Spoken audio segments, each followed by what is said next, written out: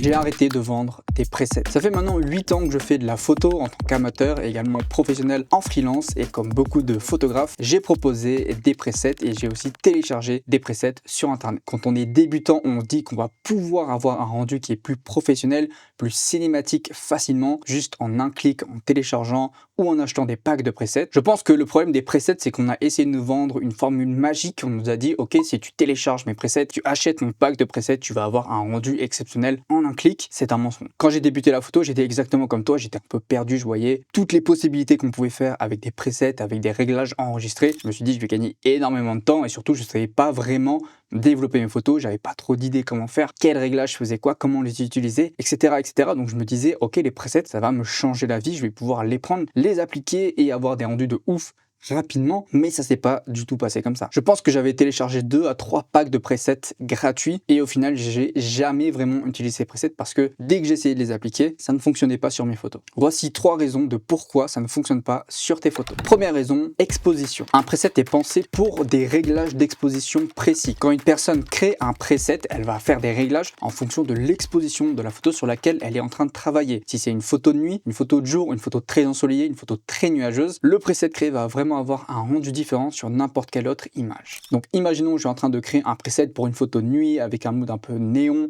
par exemple je suis dans une ville en Asie, etc. Je vais avoir les lumières qui ressortent, des effets un peu sympas, etc. Si je prends ces réglages de nuit pour une photo de rue avec des lumières artificielles et que je l'applique sur une photo de paysage, on peut voir très clairement que ça ne fonctionne pas du tout. Si tu veux aller plus loin et avoir une base de travail intéressante, j'ai créé un pack de 9 presets gratuits dans lesquels tu vas pouvoir retrouver 9 réglages prédéfinis qui sont intéressants, qui vont donner des looks très différents. Et ce que j'ai fait également, c'est que je t'ai ajouté 2 tutoriels, un tutoriel d'installation des presets sur l'ordinateur avec Lightroom classique et Lightroom, et un tutoriel d'installation sur téléphone avec Lightroom mobile. Donc je te guide pas à pas pour que tu puisses les installer, et j'ai également ajouté une vidéo de présentation pour expliquer les presets en détail, pour montrer ce qu'ils font exactement à chaque image. Donc je te laisse aller voir ça, c'est le premier lien dans la description. Deuxième point, les couleurs. Comme pour l'exposition, créer un preset à partir d'une photo et ensuite vouloir répliquer ce preset sur d'autres photos va énormément dépendre des couleurs de l'image de base. Si je pars d'une photo très désaturée, très peu contrastée, qui n'a pas beaucoup de couleurs dans la photo de base avec le RAW, et que je vais créer un preset dessus, alors si j'essaie d'appliquer ce preset sur n'importe quelle autre image, encore une fois, je peux avoir des résultats bizarres comme sur l'image juste ici. Troisième raison, le style de photo. On l'a vu un peu dans les 2 exemples précédents, mais selon le type de photo pour lequel le preset a été créé, ça va pas du tout s'appliquer de la même façon sur d'autres types de photos. Si je prends un preset pour une photo de paysage et que je l'applique à une photo urbaine, ça peut avoir un rendu complètement différent. Les presets ne sont pas